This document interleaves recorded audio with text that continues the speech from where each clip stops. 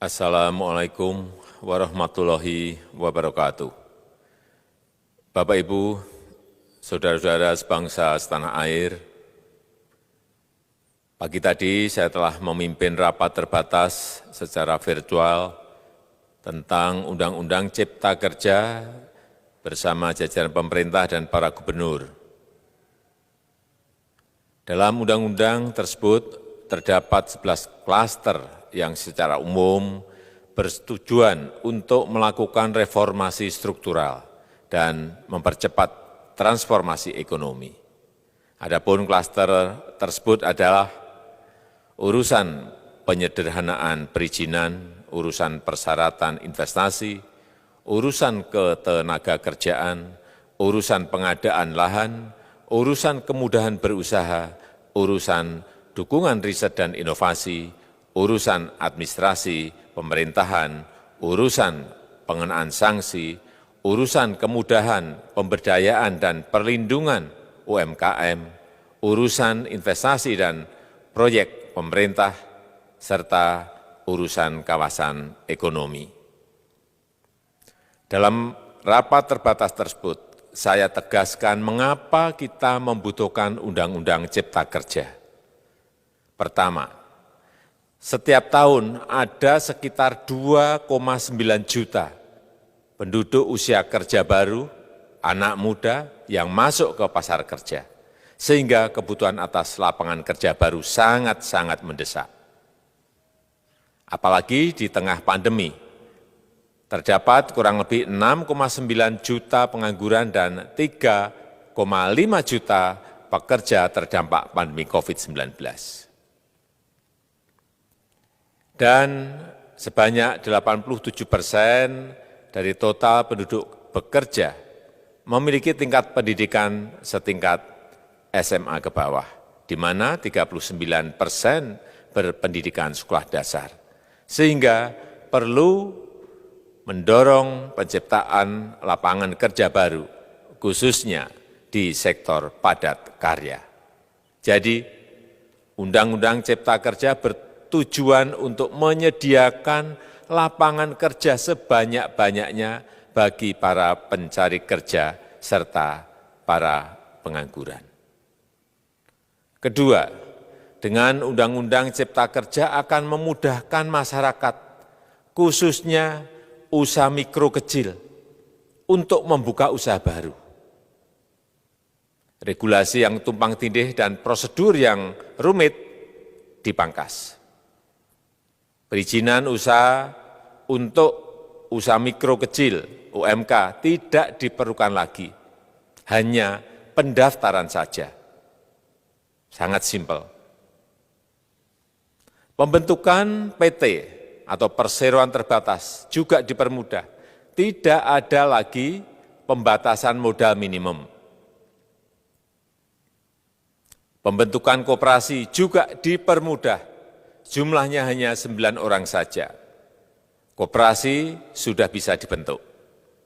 Kita harapkan akan semakin banyak koperasi-koperasi di tanah air. UMK, usaha mikro kecil yang bergerak di sektor makanan dan minuman. Sertifikasi halalnya dibiayai pemerintah, artinya gratis.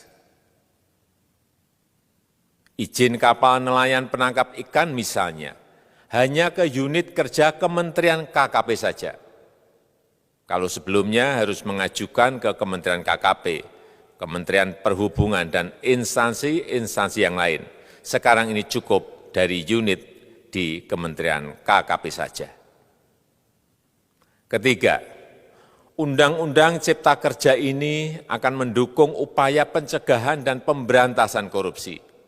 Ini jelas karena dengan menyederhanakan, dengan memotong, dengan mengintegrasikan ke dalam sistem perizinan secara elektronik, maka pungutan liar, pungli dapat dihilangkan. Namun, saya melihat adanya unjuk rasa penolakan Undang-Undang Cipta Kerja yang pada dasarnya dilatar belakangi oleh disinformasi mengenai substansi dari undang-undang ini dan hoax di media sosial.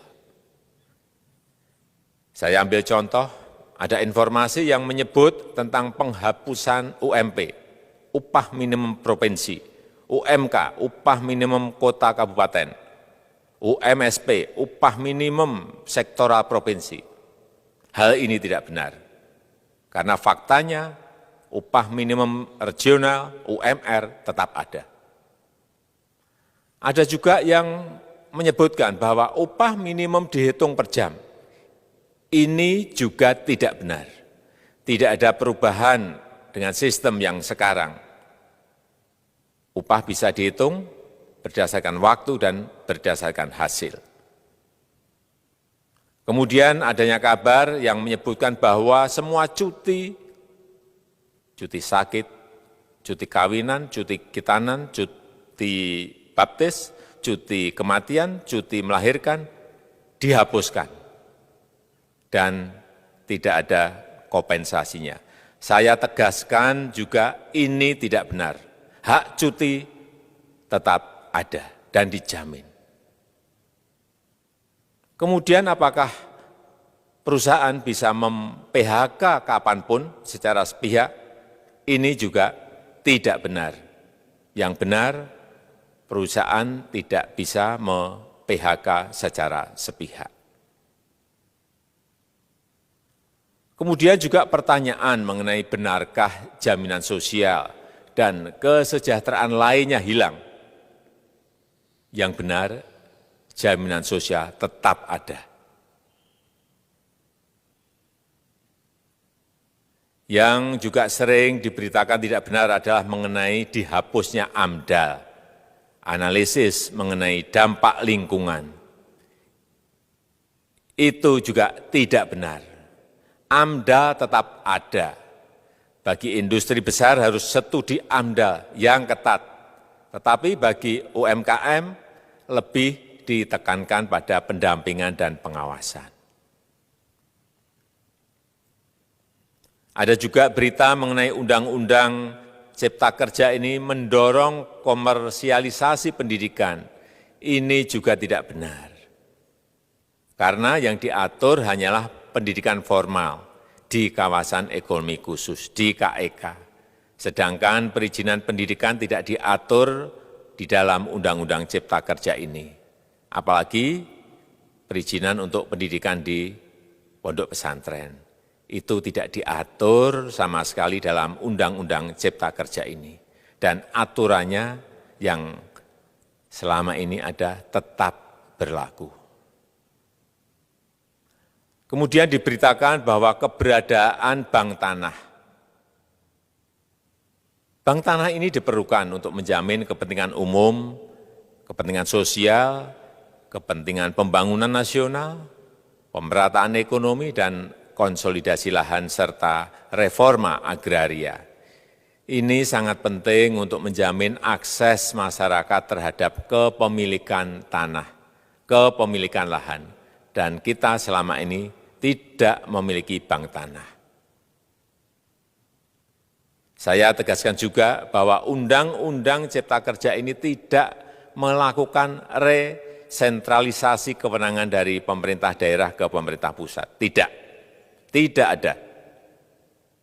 Perizinan berusaha dan pengawasannya tetap dilakukan oleh pemerintah daerah sesuai dengan NSPK, norma, standar, prosedur, dan kriteria yang ditetapkan pemerintah pusat. Ini agar dapat tercipta standar pelayanan yang baik di seluruh daerah. Dan penetapan NSPK ini dapat nanti akan diatur di dalam PP atau peraturan pemerintah. Selain itu, kewenangan perizinan untuk non-perizinan berusaha tetap ada di Pemda, sehingga tidak ada perubahan. Bahkan kita melakukan penyederhanaan, melakukan standarisasi jenis dan prosedur berusaha di daerah. Dan perizinan berusaha di daerah diberikan batas waktu. Ini yang penting di sini. Jadi ada service level of agreement.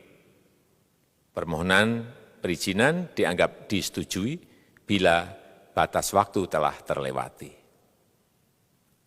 Saya perlu tegaskan pula bahwa Undang-Undang Cipta Kerja ini memerlukan banyak sekali peraturan pemerintah atau PP dan peraturan presiden atau Perpres.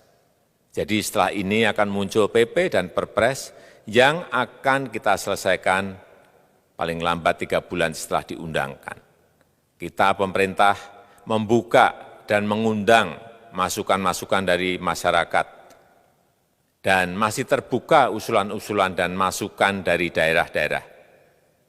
Pemerintah berkeyakinan melalui Undang-Undang Cipta Kerja ini jutaan pekerja dapat memperbaiki kehidupannya dan juga penghidupan bagi keluarga mereka. Dan kalau masih ada, jika masih ada ketidakpuasan terhadap Undang-Undang Cipta Kerja ini, silahkan mengajukan uji materi atau judicial review melalui MK, Mahkamah Konstitusi. Sistem ketatanegaraan kita memang mengatakan seperti itu. Jadi, kalau masih ada yang tidak puas dan menolak, silahkan diajukan uji materi ke MK.